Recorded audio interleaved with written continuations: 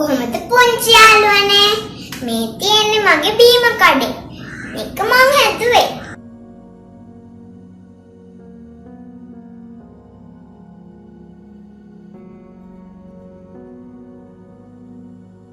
අද මම ඔයගොල්ලන්ට කියා දෙන්න යන්නේ මිල්ක් ෂේක් එකක් හදන හැටි. දැන් අපි බලමු ඒකට මොනවද අවශ්‍ය වෙන්නේ කියලා. මේ තියෙන්නේ මට ඕන දේවල්. ice cutter, ice cream, chocolate, fresh milk එක. දැන් මම මේ ටික දාලා blend කරනවා.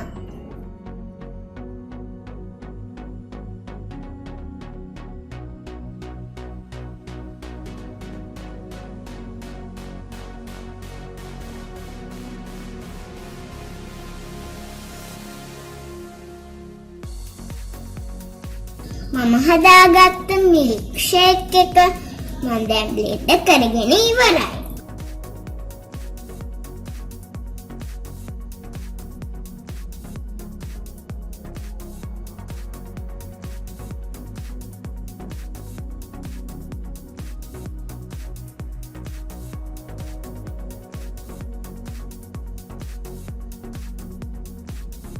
මේ තියෙන්නේ මම හදපු මිල්ක් ෂේක් එක.